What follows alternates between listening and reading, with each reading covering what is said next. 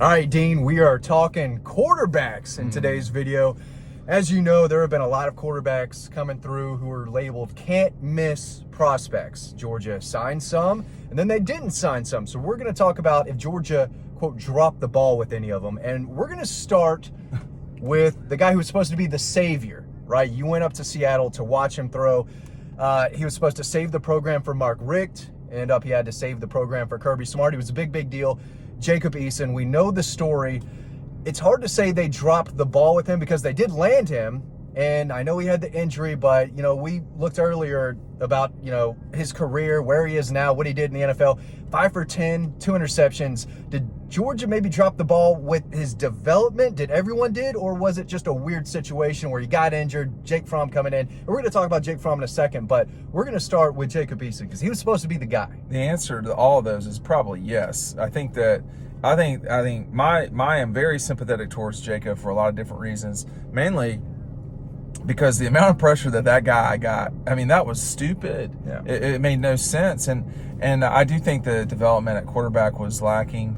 And that's on Coley, not Coley, excuse me, Jim Chaney, et cetera. But I think that, you know, for Jacob to come in and be the guy immediately, you remember G-Day in 2016, yeah. It was insane. The only other person I can remember in that time that's dealt with something like that was Isaiah Crowell, but he wasn't a quarterback.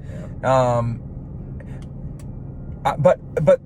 You know, I learned so much from Jacob. I've learned a lot through the quarterbacks through the year from the quarterbacks through the years. Jacob, you know, was a lesson in, you know, everything doesn't always work out, and everybody's a so-called expert. These guys got to actually go out there and do it. That's the challenge. Yeah, I could sling the ball 60, 70 yards, but that pass against Tennessee in 2016 was a thing of beauty. And he had his big moment against Missouri on the road. I mean, the guy definitely flashed. Who knows if Georgia wins a national championship with a healthy Jacob Eason in 2017? We'll never know. But they had Jake Fromm. Before Jake Fromm, they had the great Bailey Hockman on the commit list. We don't really need to talk about him. We can kind of shake our head and move on. You don't want to talk about Cowboys head coach Brian Schottenheimer, failed offensive coordinator Brian Schottenheimer. We could talk for 20 minutes about 2015 G-Day. What was he doing? It was just a disaster. Who else was in that line? I mean, there was Jacob Eason, there was Bailey Hockman, and there was Trevor Lawrence. Yeah. Talk about dropping the ball. Mark Richt dropped the ball with Trevor Lawrence. Kirby Smart got them in the top 2. And there was a minute there where you thought Trevor Lawrence might be heading to Georgia. But you could say he probably made the smartest decision. Trevor? Yeah, going to Clemson, starting year 1, winning a national title, #1 overall pick. Right. It worked.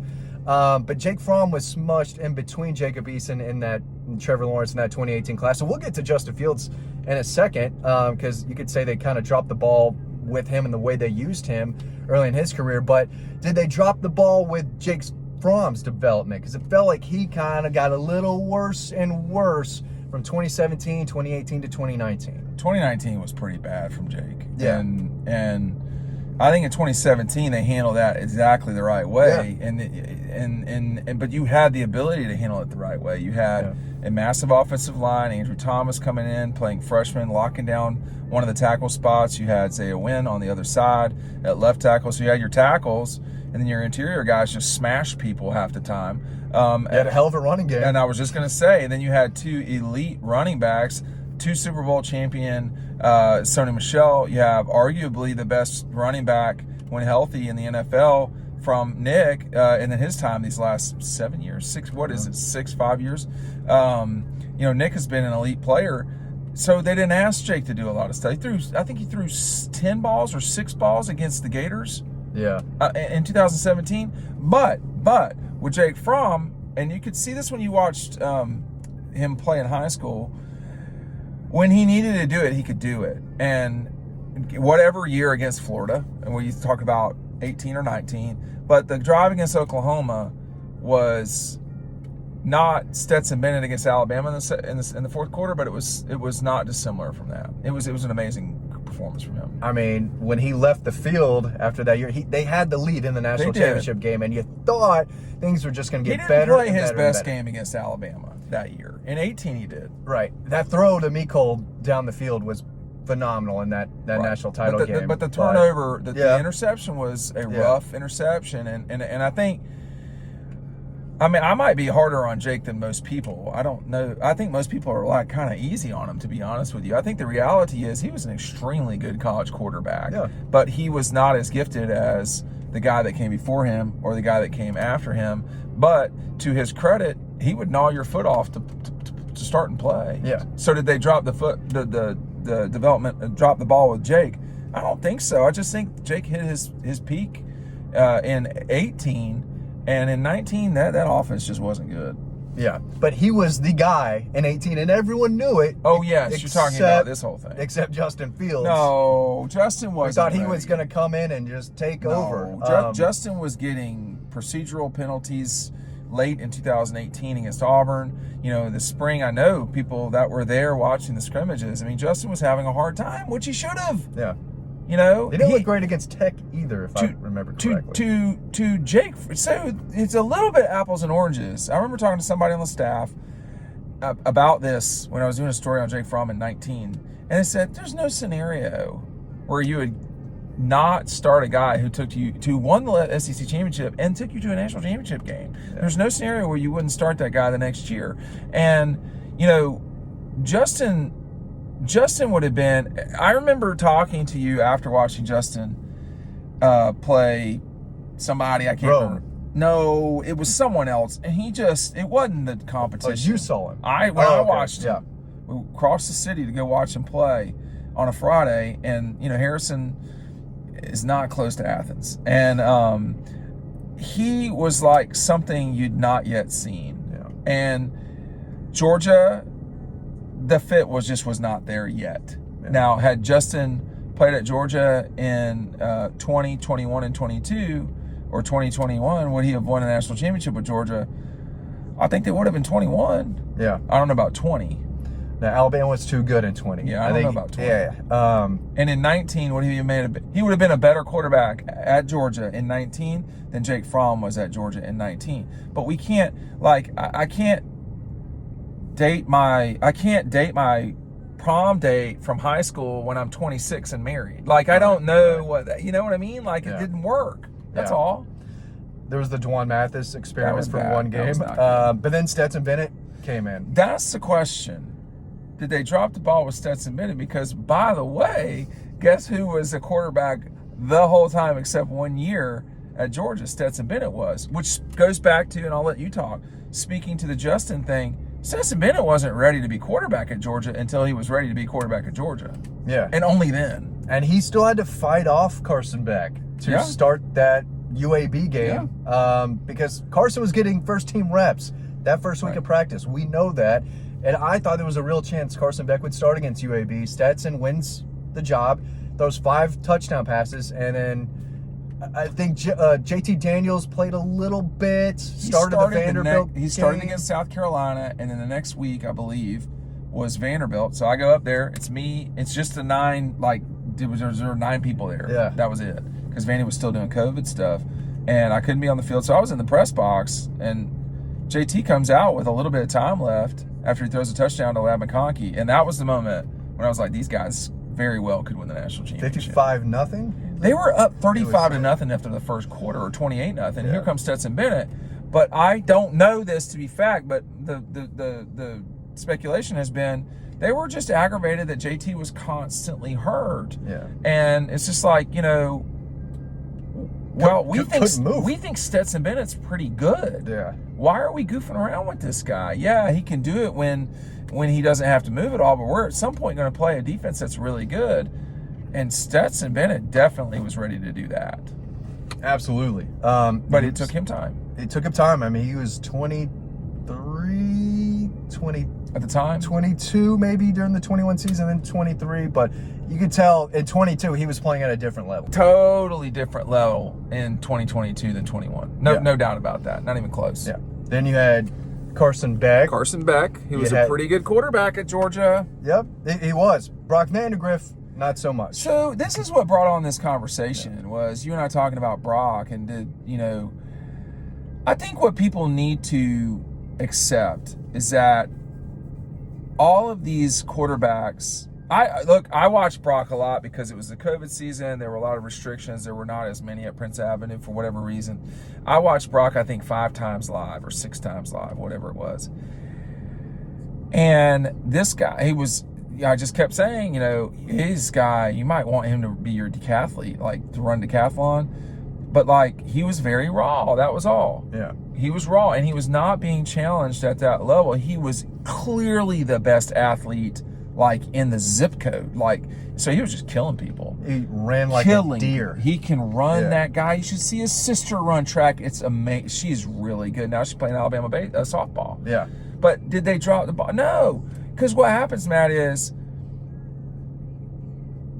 if you were going to say Georgia dropped the ball with Vandegrift, then you'd suggest that Kentucky did the same thing. I just don't believe that. I think some guys, it just doesn't pan out, and that's okay. Maybe the experts dropped the ball. I think the experts, who some of them we know, either fall in love with guys, which is what happened with Jacob Eason for sure, or look, Trevor's had a rough run in the NFL. I mean, it's like go time for him right now, right? Well, what about Justin's run in the NFL? I mean, that's been tougher. So people just don't. The reality is, you have to go do it. Yeah. That's the hard part. It's not based off potential at times. Yeah. After Brock, they signed Gunnar Stockton, and we will see. We don't know yet. We don't know yet. But do they win the SEC championship without Gunnar Stockton? I think the answer to that is clearly they do not. It sure didn't feel like they were going to win the game with Carson back there. They didn't, and he got hurt. And, there's only been 15 SEC championships in Georgia history, second most to Alabama in the world of history. So it does matter when they win that, championship. That's a huge accomplishment. They don't win it without Gunnar, man. And I mean, they don't beat Notre Dame with Carson Beck either. That was not a quarterback problem, losing down. That was a lack of execution problem from receivers in the offensive line. And the coaches. The coaches got outcoached. Yeah. I mean, Marcus Freeman outcoached Kirby on that 11-man swap out. Kirby was incorrect with what he said after the game. The SEC corrected him. But outcoaching Kirby Smart is not a every year occurrence. So if you're expecting that to continue, I don't know. He's not John Calipari, where he just needs the best players. He is a very good coach, X's and O's wise, and the adjustment in the Oklahoma game is one example. Nevertheless, the other games, the Alabama game in 21 when they won the national championship was a correction game as well. Yeah. The Clemson game in 24. I mean, there's a lot of situations where Georgia corrects, and then it's like, oh my gosh, these guys are blowing these guys away. Going back to the original point, I don't think there's been a year where they started the wrong guy. Well, I think 2020 they started the wrong guy. They got that in the beginning. Yeah, they got that wrong. And I think my biggest criticism of the entire thing would be very specifically, you had a 2-time national championship winning quarterback on your roster, and you let him go, and then you didn't even start. You told him he'd never play. Yeah. So they got that wrong. Along with the rest of the universe. Yeah, everyone. Now, he did not look the same physically. Stetson. He needed those years to put on muscle to keep he needed to grow getting up. better. He needed to grow up. And, everybody's not Matthew. And they should get credit for bringing him back. Yeah, that was a thing. Sure. I mean, like, he was going to Louisiana. I mean, there were several ACC schools were looking at Stetson to come in. But the thing with Stetson at the time was he wanted to be on scholarship. That was something that he was not. And, that Justin left meant he would quite directly be the backup quarterback. But I don't want to, overly gloss, or overly glaze Stetson. I mean, he was bad at times. I mean, you think about the 2019 Georgia Tech game where he just fell on the ground. Do you remember that? What in the world was that? Against Baylor, at the end of the game, they put Stetson Bennett in. Oh, they did? I don't remember that. And he threw one of the worst passes I've ever seen in my life. And I'm thinking, the game's over when Stetson Bennett's in. I just remember thinking that, making my way down to the field. But it's crazy how things turn around. They were playing either Murray State or Austin Peay in 2019. And it was the third or fourth quarter. I think it was the fourth quarter, and I was still on the field, and and Kirby and Stetson were like right there, and from where I was, and I'm not going to repeat what Kirby said to him when he threw a pick six, but they were still coaching him. They weren't like, this guy's just here for practice reps. So they knew what could happen if he got out there. There's no shot they knew confetti would fall on them. No way.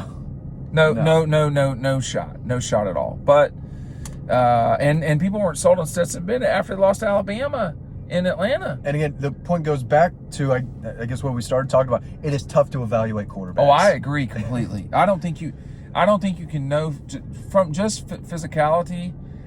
It's not going to work. I've said this several times too. I'm not the only one. I mean, I did not think Jalen Hurts would work because my suspicion was in the NFL. Because I thought that the NFL would try to NFL him. No, they let him be a quarterback the way he is, and I think that's the other thing too, is it's okay to be wrong. But you got to correct yourself. I knew Will Levis would be bad at the NFL level. Yeah. I thought Bo Nix would. Turns out he can play. He was always good against everybody that was not Kirby Smart. That's right. 0 for 4. 0 and 4, really I tough. believe. But what do you think? Tell us down below. We look forward to the Justin Fields comments. Yeah.